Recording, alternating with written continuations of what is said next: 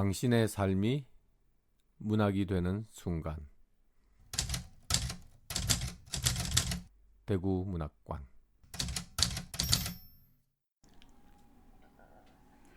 나는 어릴 때부터 읽고 쓰기를 좋아했고 글쓰기로 상도 곧잘 받았다.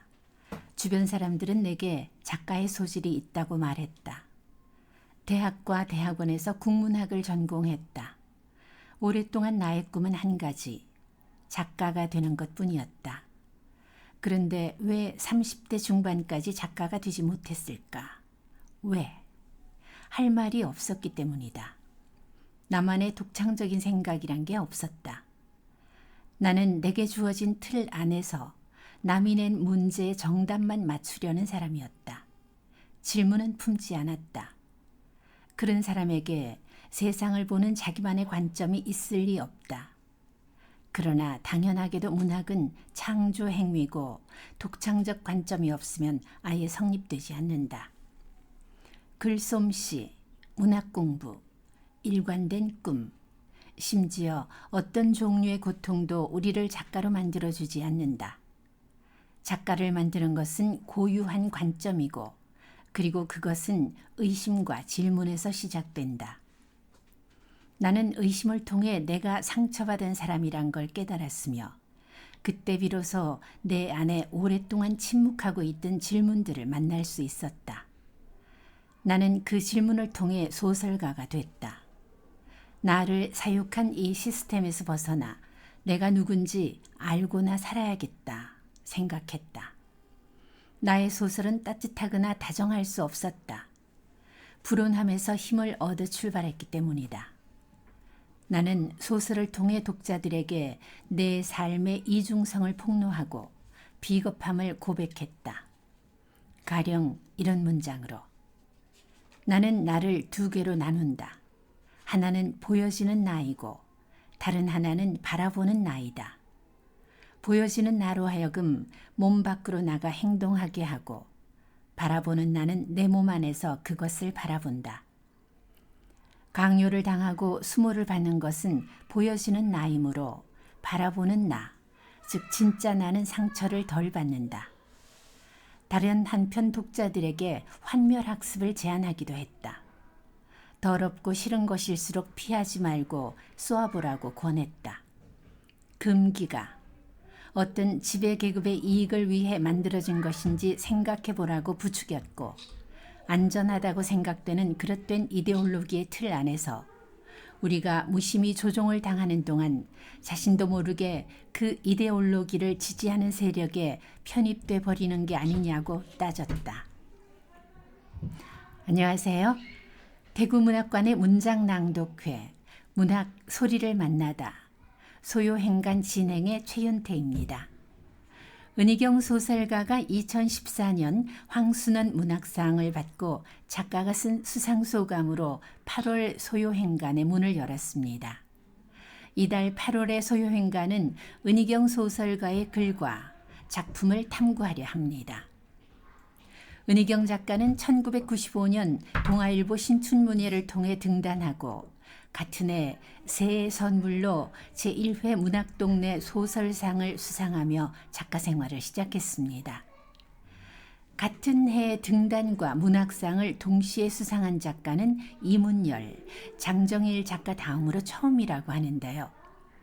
이후 은희경 작가는 소설집 타인에게 말 걸기, 행복한 사람은 시계를 보지 않는다, 상속, 아름다움이 나를 멸시한다, 다른 모든 눈송이와 비슷하게 생긴 단 하나의 눈송이, 중국식 룰렛, 장미의 이름은 장미를 썼습니다.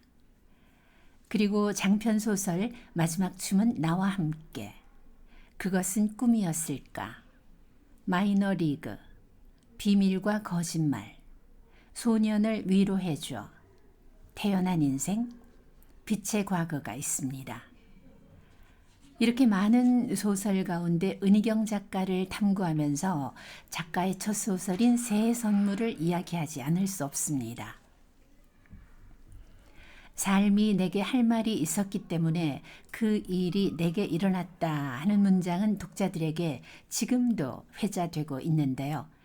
2022년에 개정판으로 나온 책 뒷장 맨 윗줄에 이 문장이 적혀 있고 본문 369쪽에 있습니다. 잠시 그 부분을 읽어보겠습니다. 나 역시도 마찬가지였다. 내게는 허석을 사랑할 기회가 주어지지 않았다. 삶이 그 기회를 나 아닌 이모에게 주기로 결정했다는 것은 어제 이후 어느 모로 보나 명백해졌다. 그렇다면 내 마음속에 생겨나 버린 사랑은 사라지기 위해 생겨난 것인가? 그렇게 사라질 것이라면 왜 삶은 내게 하모니카와 염소의 실루엣을 간직하게 했는가? 사랑을 이룰 수 있는 기회를 줄 생각이 아니라면 나에게는 어떤 기회가 준비되어 있기에 삶은 내 안에 사랑을 만들었는가? 거기에 대해 삶은 또 무슨 말을 할 것이다. 삶이 내게 할 말이 있었기 때문에 그 일이 내게 일어났다. 나는 그런 모습으로 허석과 이모의 다정한 모습을 보아 넘기려 애썼다. 네, 은희경의 장편소설 새해 선물은 삶이 시작부터 그다지 호의적이지 않다는 것을 깨달은 12살 여자아이의 시선을 통해서 1960년대를 조감하는 작품입니다. 외할머니와 이모, 외삼촌과 함께 남도 소읍에 살고 있는 조숙한 소녀 진희의 시선에 비친 다양한 인물들을 통해서 세상을 통찰하고 그 시대를 재현하는 이야기인데요.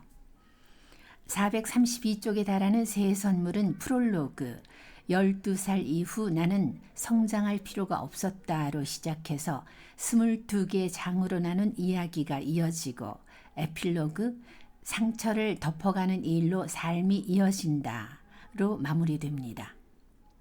프롤로그 12살 이후 나는 성장할 필요가 없었다 중에서 22쪽의 이야기를 한번 보겠습니다.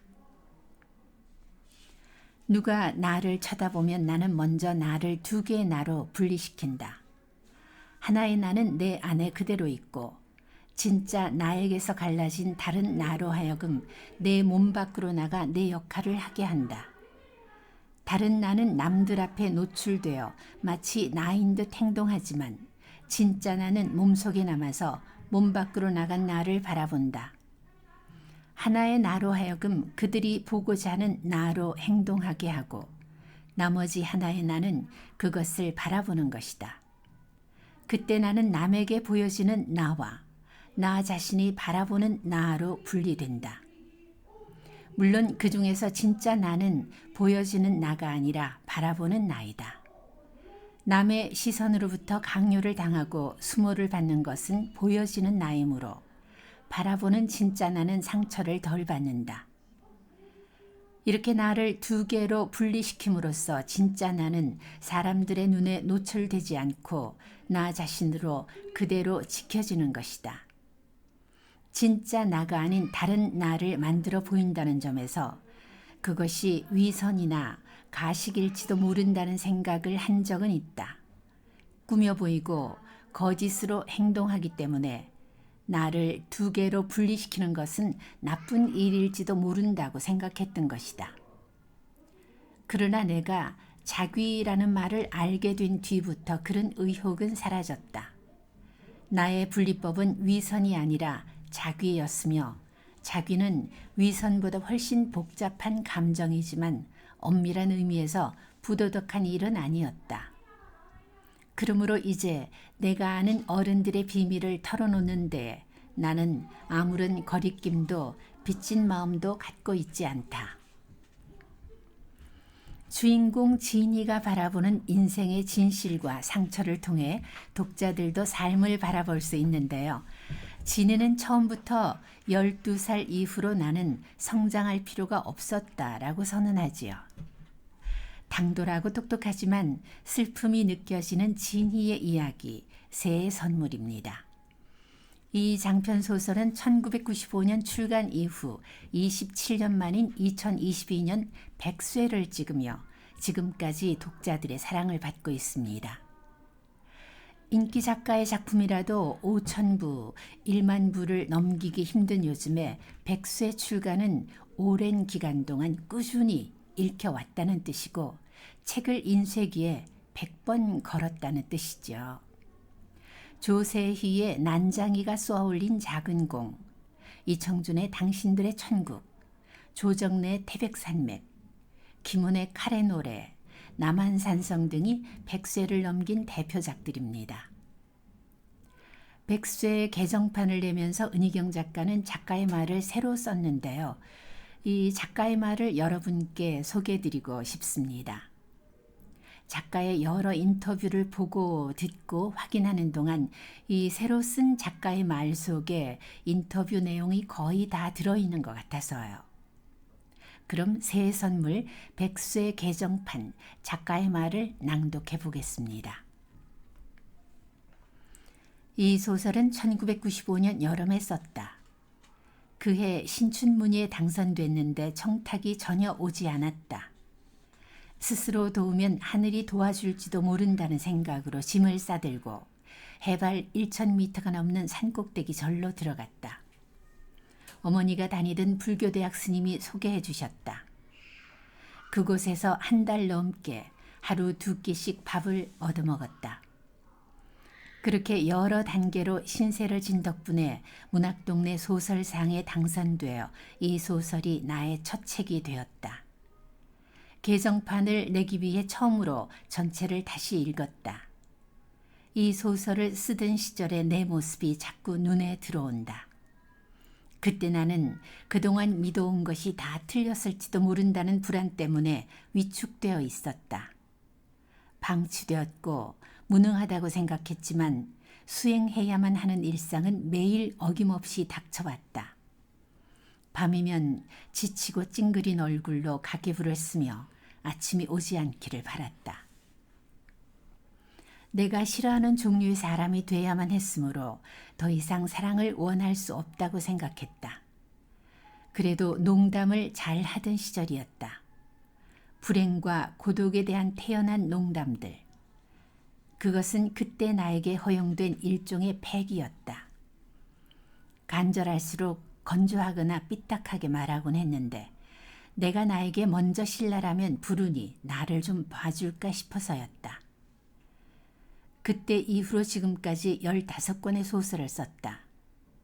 그중 어떤 작품이 대표작이냐는 질문을 가끔 받는다. 나에게는 준비된 대답이 있다. 최근작입니다. 왜냐하면 저는 점점 더 잘 쓰고 있기 때문에. 물론 농담이다. 소설 쓰기가 오래됐다고 해서 잘하게 되는 일이 아닌 터라 계속해서 열심히 쓰고 있다는 사실이라도 어필하고 싶었는지도 모른다. 그런데 어쨌든 내 대답과 상관없이 많은 사람들이 나의 대표작으로 여기는 건 이 소설 새 선물이다. 덕분에 백수의 기념 개정판을 내게 됐다. 첫 책을 뛰어넘지 못하는 작가라는 말조차 기껍고 고마울 뿐이다. 그것은 쓰고 있는 작가로서 나의 새로운 패기라고 짐짓 거만하게 말해보고 싶다. 이 소설에는 그것을 쓸 당시의 나뿐 아니라 나를 쓰게 만들어준 작가의 그림자도 어른거린다. 나는 그에게서 패기로서의 농담을 배웠다. 이 소설을 쓰는 중에도 그의 책을 책상 한쪽에 올려놓고 아무 페이지나 펼쳐 뒤적이며 긴장을 얻으려 했었다. 소설을 써오는 동안 그의 세계와 의식적으로 멀어졌다 가까워졌다를 반복했는데 그것은 농담과 나 사이의 눈치 게임이기도 했다. 한때 나는 소설에서 되도록 농담을 쓰지 않기로 마음먹고 그 생각을 작가의 말에 적기도 했다. 그동안 소설 쓰는 게 너무 신난다고 농담을 해왔던 나는 그제야 내 농담을 진담으로 알아들은 사람들이 두려워지기 시작했다. 그러나 지금은 아니다. 이 소설로서 나는 인생의 존엄이 존엄한 태도에만 있다고 생각하는 사람들에게 또 한 번 겁없이 농담을 던진 셈이 됐다. 그러고 나서 언제부터인가 농담을 멋지게 하지 못하게 됐다. 반성한다. 개정판에서 달라진 것은 많지 않다. 처음 쓸 때의 결기와 감각이 이 책의 정체성이므로 지금 나의 시각으로 여과하지 않으려고 했다. 그러나 편견이 담긴 단어나 표현은 바꿔야 했다. 그 과정에서 우리의 말과 생각이 조금이나마 앞으로 나아갔다고 느꼈으므로 내가 틀렸었다는 사실이 약간 기분 좋았다. 오류도 몇 개 바로잡았다. 그 당시에 개봉되지 않았던 영화를 인용했거나 개화 시기를 착각했거나 하는 경우이다. 반면 세부적인 팩트와는 어긋나지만 초판의 분위기를 살리는 의미에서 의도적으로 수정하지 않은 부분도 있다.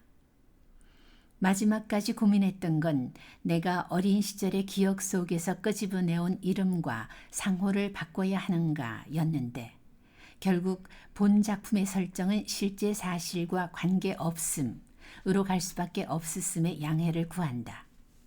이 소설이 여전히 유효한 질문을 담고 있다고 믿어준 문학동네 출판사, 그리고 공들여서 새 옷을 지어 입혀준 편집자들에게 감사드린다. 나의 27년 전 출발점으로 되돌아가 본 기분, 그것은 뭐랄까 내 삶을 개정판으로 편집해보는 상상을 하는 가운데 그것을 수행하는 건 결국 나라는 걸 깨치는 순례 같은 것이었다. 삶을 다르게 쓰고 편집했어도 나는 결국 이 자리에 도착해 있을 것이다. 그 시절 사랑했던 존재들과 함께 이 소설 덕분에 문운을 누렸다. 이 말을 하는 데는 농담이 필요 없다. 마음 깊이 독자들에게 감사한다. 소설 새해 선물 백수의 개정판에 적힌 작가의 말을 전해드렸습니다. 이 글에서 은희경 작가가 밝혔듯이 참 많은 소설을 썼고 또 아주 많은 상을 받았습니다. 문학동네 소설상을 시작으로 동서문학상, 이상문학상, 한국소설문학상, 한국일보 문학상, 이산문학상, 동인문학상, 황순원 문학상, 오영수 문학상을 수상했는데요. 소설가로 받을 수 있는 상은 거의 다 받지 않았나 싶을 만큼 숨가쁘게 은희경 작가의 수상 내역도 전해드렸습니다.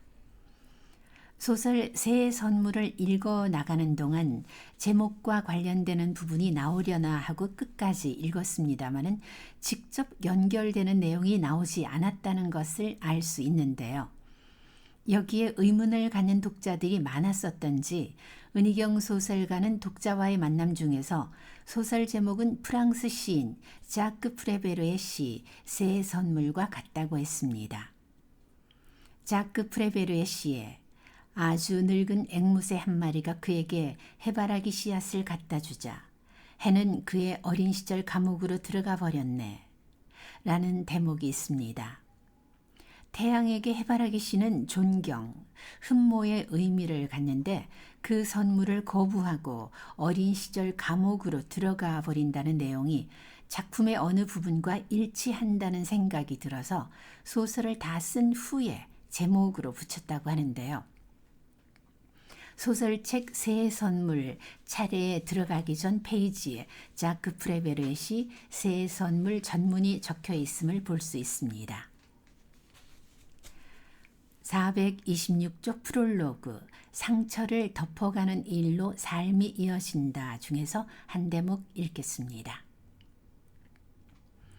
이제 내게는 할머니와 이모 대신 엄마와 아버지와 동생이 있다. 그것은 가정환경 조사서를 쓸 때 거리낄 게 없는 무난한 가정에서 자라는 버젓한 보통 아이가 됐다는 뜻이다.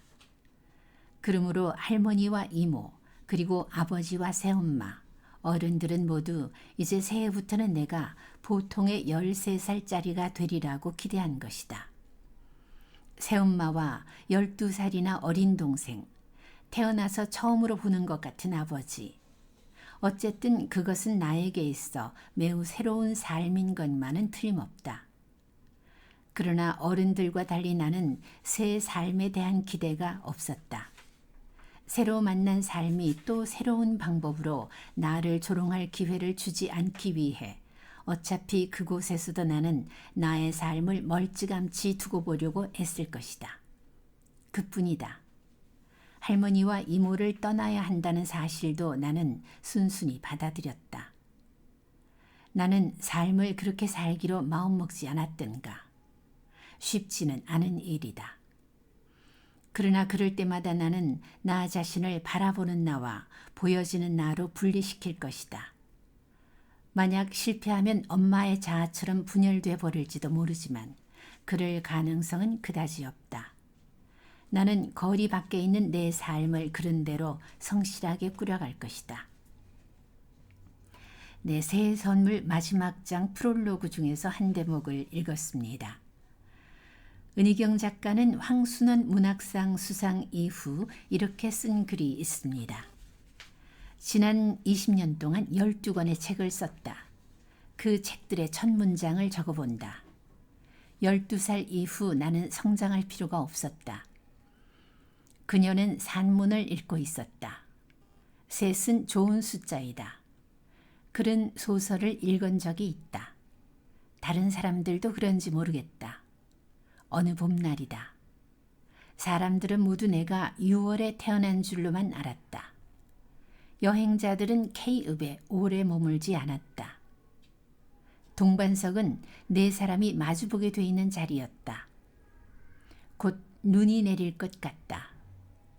아주 오래전 어느 봄날 류의 아버지는 세상에서 가장 아름다운 여인을 보았다. 12살 크리스마스 정오 무렵에 안나는 루시아를 처음 만났다. 그리고 이것은 황순원 문학상 수상작이기도 한 마지막 작품의 마지막 문장이다. 밤하늘의 수많은 별자리는 여전히 아름답고 슬픈 이야기들을 품고 있지만 그 중에는 아주 먼 곳에서 이미 사라져버린 별도 있을 것이다. 방금 읽은 것은 황순원 문학상 수상작 금성녀의 마지막 문장이었습니다. 저는 소요행간 은희경 작가 편을 준비하면서 집에 있는 작가의 책들을 다시 한 번 더 읽고 나머지는 도서관에서 대출받아 읽었는데요. 평소 좋아하는 작가의 책이어서 일이라는 생각 없이 참 즐거운 독서 시간을 가졌습니다. 정세랑 작가는 2019년에 나온 은희경의 빛의 과거 추천사 중에서 나의 은희경, 우리가 바라보고 걷는 등, 한국 문학의 가장 전율적인 작가. 은희경을 읽는다는 것은 언제나 한국 현대 여성의 목소리를 듣는 일이다. 나와 닮은 목소리를 드디어 만나 그이의 차분하지만 낯설고 독보적인 말에 관역처럼 관통당하는 일이다 라고 썼는데요. 이 빛의 과거 중에서 몇 대목을 읽어보겠습니다. 먼저 11쪽, 주인공 김유경이 가장 친한 친구는 아니지만 가장 오래된 친구 김희진에 대한 묘사입니다. 그러는 사이 그녀는 8권의 책을 냈고 그다지 유명해지지는 못했지만 사보에 글을 싣거나 지역 도서관 강연과 생활수필 심사에 얼굴을 비치는 중견 작가가 돼 있었다. 끊어진 건 아니지만 밀착될 일도 없는 간격이 불규칙한 점선 같은 관계였다. 그녀를 절친하다거나 좋아하는 친구라고는 말할 수 없을 것이다.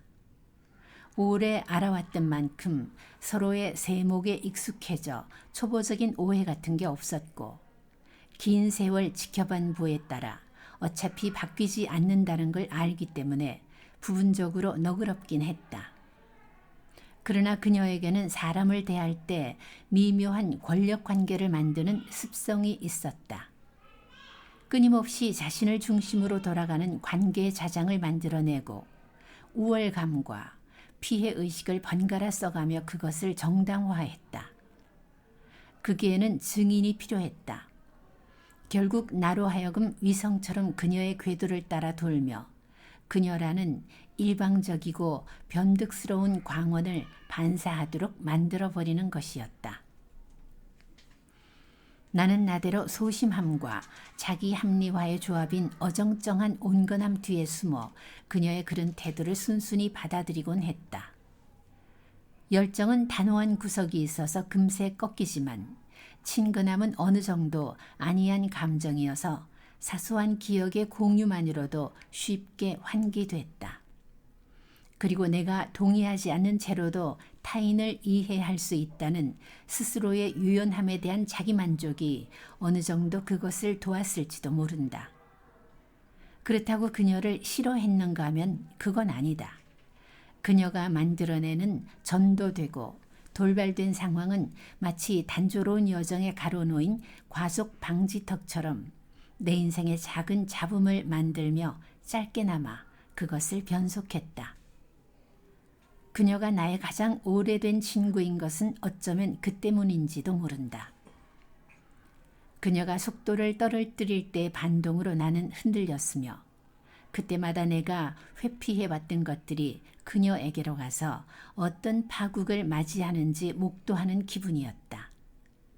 계속해서 다음 권이 출간되는 문제집 시리즈를 풀어가듯 주어진 생을 감당하며 살아왔을 뿐이지만 어느 순간 나는 그녀에게서 나의 또 다른 생의 긴 알리바이를 보았던 것이다. 네, 은희경 소설 빛의 과거 2017 중에서 11쪽부터 13쪽까지 소개해 드렸고요. 뒤로 쭉 넘어가서 277쪽 하단부를 읽어보겠습니다. 젊고 희로애락이 선명하고 새로 시작하는 일도 가능했던 시절이었다. 그 시절의 인생이 더 나았을까? 꼭 그렇지는 않을 것이다. 욕망이나 가능성의 크기에 따라 다른 계량 도구를 들고 있었을 뿐 살아오는 동안 지녔던 고독과 가난의 수치는 비슷할지도 모른다. 일생을 그것들에서 벗어날 수 없었다 해도 나에게만 유독 빛이 들지 않았다고 생각할 만큼 내 인생이 나빴던 것도 아니다. 그리고 이제 세상이 뭔가 잘못됐다면 그 시스템 안에서 살아남으려 했던 나의 수긍과 방관의 목도 있다는 것을 알 나이가 됐다. 279쪽으로 이어가겠습니다.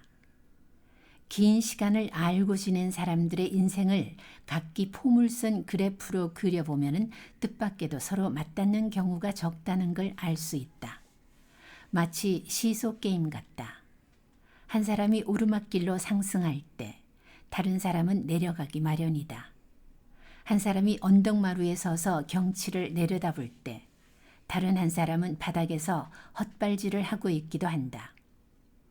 아침에 볕이 들었던 자리가 저녁이 되면 싸늘해지듯 빛은 자리를 옮겨 다니는데 어둠은 규칙 없이 찾아온다. 네, 은희경 소설 빛의 과거를 읽고 난 다음에 저는 오늘 방송을 준비하면서 드볼작의 현악사중주 12번 아메리카를 배경음악으로 틀어두고 작업했는데요. 커피 광고에 나오는 이 음악을 들으면서 주인공 김유경이 기숙사 룸메이트 오현수를 떠올리는 장면이 있거든요. 책 읽기, 독서의 선한 영향력이야 말해 뭐해 할 정도로 많고 많습니다만 이렇게 삶의 주변을 확장시켜 준다는 것도 큰 의미가 있는 것 같습니다. 첫 소설 새 선물 주인공 진이가 성장해서의 마지막 사랑 이야기, 마지막 춤을 나와 함께해도 참 재미있습니다. 제 독서 루틴 중에 하나가 첫 문장을 읽어보는 건데요. 거실 책꽂이에 국내 소설로 분류된 태어난 인생도 포함됩니다. 아주 오래전 어느 봄날 유의 아버지는 세상에서 가장 아름다운 여인을 보았다. 이렇게 시작되는데요. 이달 8월에는 동네 도서관에서 은희경의 소설을 차례로 독파해 보는 것도 여름 더위를 피할 수 있는 방법이 아닐까 싶습니다. 그리고 2023년에 발표한 산문집 또 못 버린 물건들을 읽어가다 보면은 은희경 작가의 일상을 공유하는 재미를 느낄 수도 있는데요. 이런 소제목들이 있습니다. 술잔의 용량은 주량에 비례하지 않는다. 친구에게 빌려주면 안 되는 물건. 떠난 사람을 기억하는 일, 발레를 위한 해피엔딩, 칵테일과 마작, 뒤라스와 탕웨이, 책상에 앉으면 보이는 것들, 왜 필요하냐는 질문은 사절 등 20여 편입니다. 작가는 이 에피소드들을 통해서 사적인 감정을 조금씩 내보이는데요. 저는 혼자 크게 웃어가면서 끝까지 읽었습니다. 신념을 구현하는 일도 중요하지만 일상이 지속된다는 것이야말로 새삼스럽고 또 소중한 일임을 일깨워주는 은희경 작가의 메시지를 전해드리면서 8월 소요행간을 마치겠습니다. 지금까지 대구문학관 문장낭독회 문학소리를 만나다 소요행간 진행의 최연태였습니다. 끝까지 들어주셔서 감사합니다.